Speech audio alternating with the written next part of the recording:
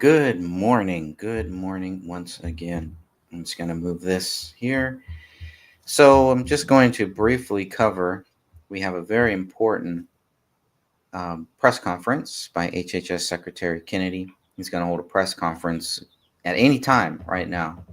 I'm still looking to see, and it has not started yet.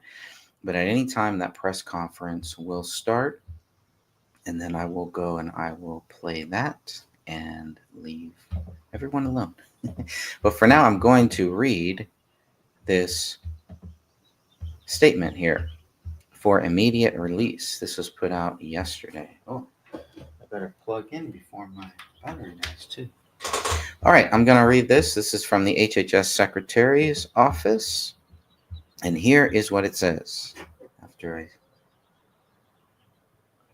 HHS Secretary Kennedy to hold a press conference on latest CDC data showing alarming increase in autism epidemic. U.S. Health and Human Services Director Secretary Robert F. Kennedy Jr. will hold a press event in Washington, D.C. to discuss the findings of the Center for Disease Control and Prevention, CDC latest Autism and Developmental Disabilities Monitoring, ADDM, network survey published today. According to the report, autism prevalence in the U.S. has increased from 1 in 36 children to 1 in 31, a critical public health crisis that the Department of Health and Human Services, HHS, is committed to investigating.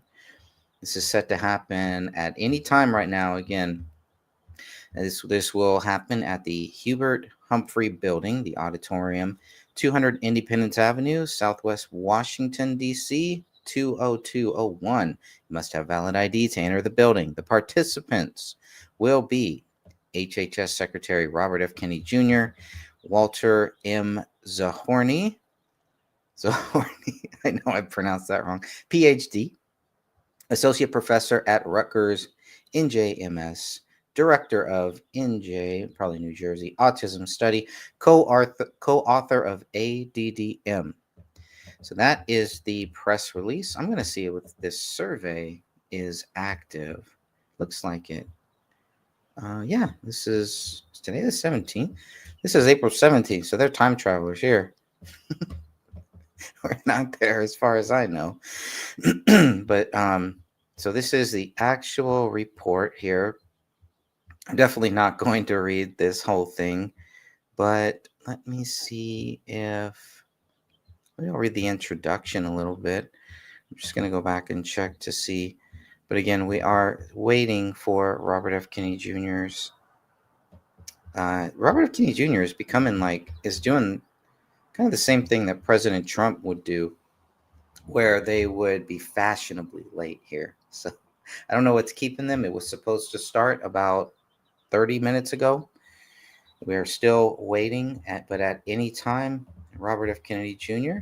will join this stage right here. Once you start seeing people walking across the stage, they may do a little sound check, but at any time, this will be live. And so I'm just going to read this a little bit. They've got some facts up here. CDC, 1 in 36 children in the U.S. have autism, up from 1 in 44. And of course, now we're at 1 in 31. CDC males are nearly 4 times more likely to be diagnosed with autism than females. The 2020 study showed that Black, Asian, and Hispanic children had higher overall autism prevalence than white children. Talk about racism. Autism is racist, I guess. And maybe here they come. Start seeing people walking across the aisle. Oh, yeah. Cameras are rolling. Here we go. Let's see if I can get in. Thank you for joining us today for our first press conference since Robert F. Kennedy Jr. was confirmed as the 26th Secretary of the U.S. Department of Health and Human Services. Abilities Monitoring Network survey that was published yesterday in the CDC's Morbidity and Mortality Weekly Report. I am honored to introduce to you Secretary Robert F. Kennedy Jr. You guys at 7:20. Okay. Good enough. I'm going to go over some of the key numbers from the ADDM report. Overall, the autism is increasing in prevalence at an alarming rate. The study tests 8-year-olds who were born in 2014. And by the way, these studies are 2 years later than they should be. And one of the things that we're going to do as we move this function to the Administration for a Healthy America, to the chronic disease division, the new chronic disease division, is we are going to have updated real-time data so that people can look at this, so Americans can understand what is happening with chronic disease in this country in real time, and not have to wait 2 years to react. We don't wait 2 years to react to a measles epidemic, and we should not, or any kind of infectious disease. We shouldn't have to do that for diabetes or autism. The ASD prevalence rate in 8-year-olds is now 1 in 31. Shocking. There's an extreme risk for boys. Overall, the risk for boys of getting an autism diagnosis in this country is now 1 in 20. And as high in California, which has the best data collection. So it probably also reflects the national trend, 1 in 12.5 boys. This is part of an unrelenting upward trend. The prevalence 2 years ago was 1 in 36. Since the first ADDM report in 1990, which was 1992 births, autism has increased by a factor of 4.8. That's 480%, I believe. The first ADDM survey was 22 years ago when prevalence was 1 in 150 children. In all the core states, the trend is consistently upward, and most cases now are severe. So about 25% of the kids who are diagnosed with autism are nonverbal, non-toilet trained, and have other stereotypical features, head banging, tactile and light sensitivities, stimming, toe walking, etc.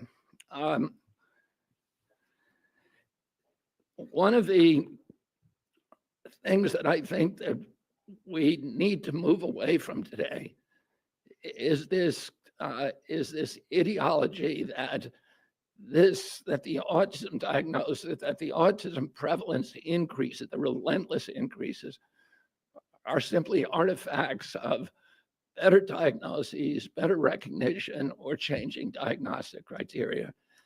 If you look at Table 3 of the ADDM report, it's clear that the rates are real, that they are increasing in the last 10 years, which is the beginning with the first one, year by year, there is a steady, relentless increase. I want to, because this epidemic denial has become a feature in the mainstream media, and it's based on an industry canard. And obviously, there are people who don't want us to look at environmental exposures. And so I want to just read you some of the little excerpts from some of the older studies. The baseline for autism in this country was established with the largest epidemiological study in history, a study of all 900,000 children in the state of Wisconsin, children under the age of 12. They found 0.7 children had autism in every 10,000. That's less than 1 in 10,000. Today, we're 1 in 31.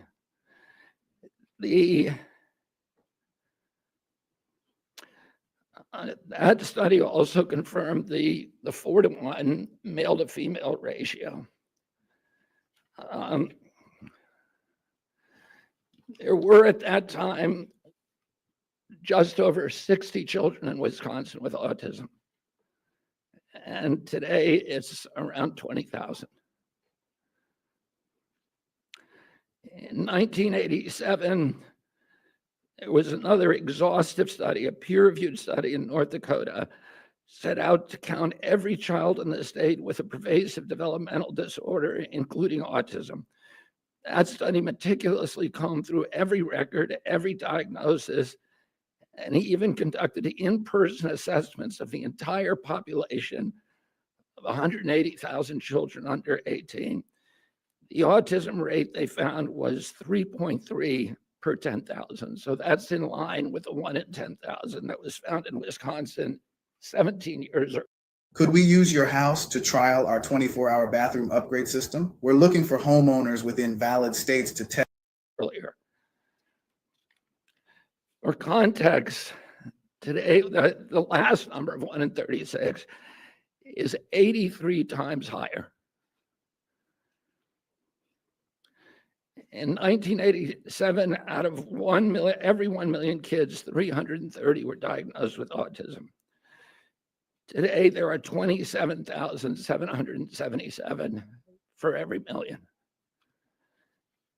If you accept the epidemic deniers narrative, you have to believe that researchers in North Dakota missed 98.8% of the children with autism. That thousands of profoundly disabled children were somehow invisible to doctors, teachers, parents, and even their own study. The same researchers who followed the original cohort for 12 years to double check their number, they went back in 2000 and found that they had missed exactly one child.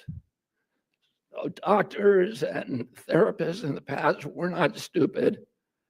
They weren't missing all these cases. The epidemic is real.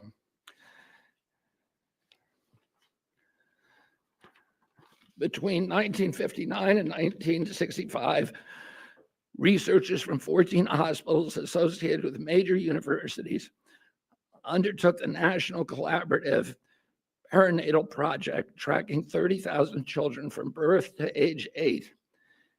This was no half-baked survey-based analysis. The study conducted 9 separate screenings covering neurology, psychology, speech, language, hearing, and visual function. Every developmental quirk, anomaly, and disorder was logged with painstaking detail. Autism, a condition characterized by profound impairments in social communication and behavior, would have stood out like a neon sign. There were 14 cases. That's 4.7 per 10,000. So we know what the historic numbers are, and we know what the numbers are today. And it's time for everybody to stop attributing this to this ideology of epidemic denial. In 2009, the California state legislature charged the Mind Institute at UC Davis because this myth was already becoming pervasive, the myth of epidemic denial was already becoming pervasive in the mainstream media. The California legislature directed the Mind Institute at UC Davis to answer the question. And Irva Hertz-Pichotto is a highly esteemed, revered scientist, neurology, and epidemiologist, came back with a definitive answer: the epidemic is real. Only a very, very small portion of it can be changed to can be charged to better recognition or better diagnostic criteria. I want to say a couple of other things. There are many, many other studies that affirm this. And instead of listening to this canard of epidemic denial, all you have to do is start reading a little science, because the answer is very clear. And this is catastrophic for our country. There's a recent study by Blaxell et al. And a team of other researchers that said that the cost of treating autism in this country by 2035, so within 10 years, will be $1 trillion a year. This is added to already astronomical healthcare costs. And then there's an individual injury. These are kids that this is a preventable disease. We know it's an environmental exposure. It has to be. Genes do not cause epidemics. They can provide a vulnerability. You need an environmental toxin. And Irva Hertz-Pichota pointed out that because of this mythology, that the amount of money and resources put into studying genetic causes, which is a dead end, has been historically 10 to 20 times the amount spent by NIH and other agencies to study environmental factors, to study exposures, to study external factors, and that's where we're going to find the answer. This is an individual tragedy as well. Autism destroys families. More importantly, it destroys our greatest resource, which are our children. These are children who should not be suffering like this. These are kids who, many of them were fully functional and regressed because of some environmental exposure into autism when they're 2 years old. And these are kids who will never pay taxes. They'll never hold a job. They'll never play baseball. They'll never write a poem. They'll never go out on a date. Many of them will never use a toilet unassisted. And we have to recognize we are doing this to our children, and we need to put an end to it. And I think I'm going to have Walter Zaharodny, who is the most senior researcher for this project for ADDM, and who's been doing this for many years, to come up and say a little.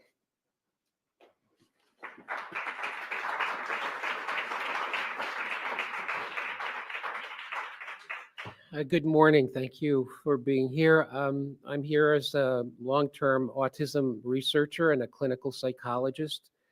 I get to wear two hats, one with patients and families, trying to help them get to a diagnosis and to interventions and treatments, but also for the last 20 plus years as the director of the New Jersey Autism Study, which is a CDC-sponsored autism surveillance system. We've monitored autism in New Jersey in concert with the Centers for Disease Control and Prevention since 2000. When we began our endeavor with CDC, we expected to do maybe 2 or 3 baseline studies to establish how many children have autism, because it was not expected that autism prevalence would increase. Other childhood disabilities, neurologic disorders do not increase or change over time. But somehow, for some reason, with autism, everything was different. Autism went from being a very unusual, rare disability, which affected, as the secretary said, 1 child in maybe 10,000, to being known in every community, every school district, every center that cares for children with disabilities. Autism is real. It's a true disability. It's not a personality quirky issue. Everything has changed for the individual with autism. And while there's a wide range of expression, it does change the family, and it does inevitably change the community and the society in which we find it. Autism prevalence has increased very dramatically. It's increased in New Jersey, where we have excellent resources and access to services, and it's increased in all the states in the network. It's increased not only by the CDC ADAM network active surveillance activities, but it's increased according to federal IDEA statistics and information from multitude of surveys. It is a true increase. There is better awareness of autism, but better awareness of autism cannot be driving disability like autism to increase by 300% in 20 years. That's what we saw in New Jersey. That's what the CDC report of yesterday indicates. And that's what, in my opinion, future reports from epidemiologists will show. The data provided in yesterday's report strongly suggests that not only is this a high point of autism prevalence, but in the future, rates can only be higher. Autism deserves to be treated as a real public health phenomenon, and I would say is an urgent public health crisis. It's not just that we're more astute or perceptive. It's not like 2 or 3 children out of for every one with autism has remained invisible. Autism is striking, and the consequences are lifelong. So I would urge everyone to consider the likelihood that autism, whether you call it an epidemic, a tsunami, or a surge of autism, is a real thing that we don't understand, and it must be triggered or caused by environmental or risk factors. We need to address this question seriously because, in my opinion, for the last 20 years, we've collected data but not made real progress in understanding what causes autism or how to effectively prevent it or treat it effectively. So I urge you to read the report very carefully. I urge you to do something that nobody does and go into the many supplemental tables and see that autism is a true phenomenon and that we need a correct perception, not a perception that allows us to just provide services without understanding the root causes or the true factors at play. So thank you for your attention. I wish we could answer questions. I think we can. Let me just say one other thing. I referred to a number of studies. There are many, many, many others in the scientific literature that absolutely explode this mythology that this is, that the autism epidemic is not real. If you read the literature, it is absolutely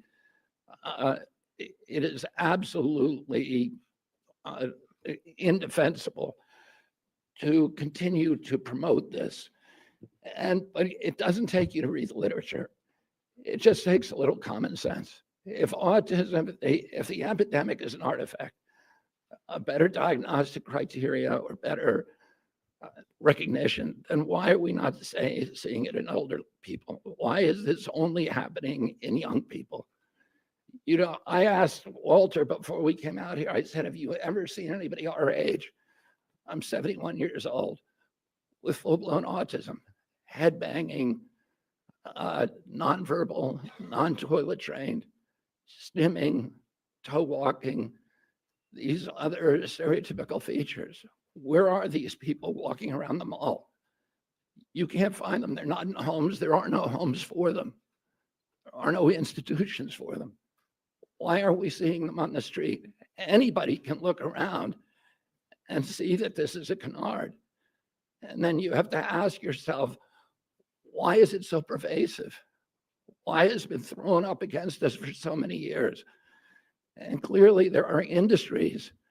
This is coming from an environmental toxin. And somebody made a profit by putting that environmental toxin into our air, our water, our medicines, our food. And it's to their benefit to say, to normalize it, to say, this is all normal. It's always been here. But that's not good for our country. And it's not good for the press to not be more inquisitive, to not be more skeptical. And within 3 weeks, and probably we're hoping in 2 weeks, we're going to announce a series of new studies to identify precisely what the environmental toxins are that are causing it. This has not been done before. And we're going to do it in a thorough and comprehensive way. And we're going to get back to with an answer to the American people very, very quickly. Great, thank you. Yeah, go ahead. Secretary Kennedy, I was not diagnosed with autism in 1994 when I initially did it. It took me 5 years to get diagnosed later. You also talked about the fact that the numbers increased with Black and Latino people, but your own study says these findings may indicate that improvements in ASD awareness, identification, and access to services in communities among Black and Latino, Hispanic, and API children have improved. Do you think that, are you denying that in the past, Black, Latino, and AAPI people had not been diagnosed, they've been diagnosed with behavioral disorders, they've been disciplined, they've been incarcerated, and now they're finally getting the services that they need? Oh yeah, and there are small slivers of the autism epidemic, maybe 10% to 25% according to the studies. Highest studies are around 25%. That can be attributed to better recognition and better diagnosis. That means 85% are still, or 75% to 80% are part of an epidemic, and that's too many. And that is what we need to redress. Walter, do you have something you'd like to add? There's better recognition of autism and better awareness because there are more children with autism, and the professionals have greater reason to learn from what their experience and to diagnose. I wish the contrary was true, but it's not like better awareness pushes something that's not there. Rather, something that's there is being recognized. Can you please say your first and last name and outlet before asking a question? By the way, my name is Eric Garcia, the Independent. Thank you.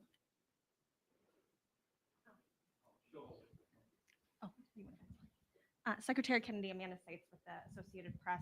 Some of the CDC's own research has concluded that there's a genetic link at play with autism. Are you saying today that you don't trust that research or that it was wrong? Could you expand a little bit more on that? No, there is, we have really good genetic markers now, and they provide a vulnerability. But those genetic markers alone are not going to dictate your destiny. You need an environmental toxin.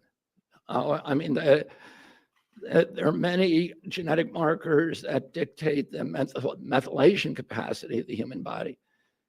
Those contribute to, those dictate, listen, with many people smoke cigarettes, and only 1 in 5 died from lung cancer. There were 4 of them that didn't.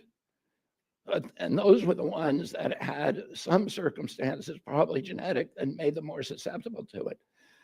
And the same is true. We know that that glutathione production, and glutathione is an enzyme that helps the human body excrete metals and toxins. People with low glutathione production are more vulnerable. People with the MTHFR gene, which dictates methylation, are more vulnerable. People with high testosterone are more vulnerable. So there are a lot of genetic vulnerabilities. But you need an environmental toxin. Alex at Fox. Alex. Hi, Alex Hoff, Fox News. In seeking out an environmental toxin, do you feel that if one or several are detected or put on your radar, do you think it would be the same one causing issues at both ends of the spectrum? Children who struggle with, let's say, sensory issues, all the way to those who are fully care dependent, unable to speak. Would it be the same catalyst in all of those varying conditions, you think? Well, those are the kind of studies we're going to do. And you're right, there's a spectrum of injuries, and we don't know. There are studies that look at maternal activation, so that something happens in the womb.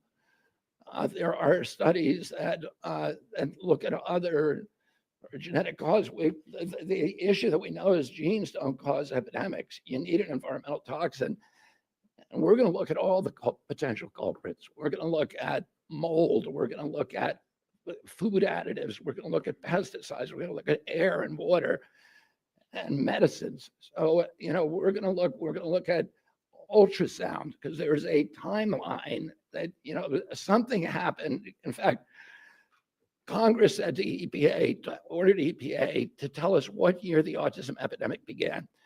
The EPA scientists came back and said it happened in 1989. Oh, you have to find a toxin that became ubiquitous around that time period. And that affected every demographic from Cubans in Key Biscayne to Inuit in Alaska. And that affects boys at a 4-to-1 ratio as girls. There's a limited universe of those, but actually it's quite large.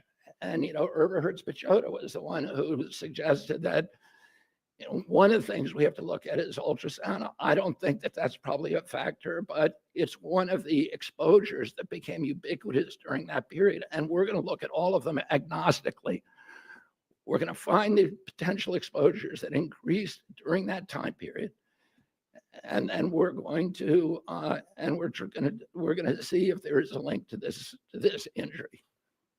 Thank you. Nathan at Epic Times. I'm sorry. Sure. Please go? No, Nathan. Nathan. Yes, Nathan Worcester with Epic Times. During that same time period of increasing autism prevalence or diagnoses, there's also been a significant increase in maternal and paternal age. Couldn't that be a significant contributor With what? beyond maternal and paternal age? Yeah, we're going to look at all of that. We're going to look at obesity in the parents. We're going to look at the age of the parents. We're going to look at diabetes in the parents. We're going to look at all of these potential exposures. And because of AI and because of the digitalization of health records and the mass of health records that are now available to us, we can do this much more quickly than has ever been done in the past. Cheyenne. This is our last question. Thank you. Do you still pledge to have answers by September, or is that going to be the beginning of this process? And are you open to following the science regardless of whether it confirms some of your expectations or not? Yeah, I mean, we're gonna follow the science no matter what it says, and we will have some of the answers by September. It's going to be an evolving process. We're going to involve, we're going to issue grants the way that it's always done to university researchers and others. We're going to remove the taboo. People will know they can research and they can follow the science no matter what it says without any kind of fear that they're going to be censored, that they're going to be gaslighted, that they're going to be silenced, they're going to be defunded, delicensed, and we're going to give them permission to do this research. And then we're going to open it up to the research community, and we're going to task them with certain outcomes, and we're going to have them come and bid on how to do the research. This is all being run by Jay Bhattacharya and I think Martin Koldorf may be also working on this on designing the grant proposals. So it's going to be done by credible scientists, by the most credible scientists from all over the world, and we're going to do it very, very quickly.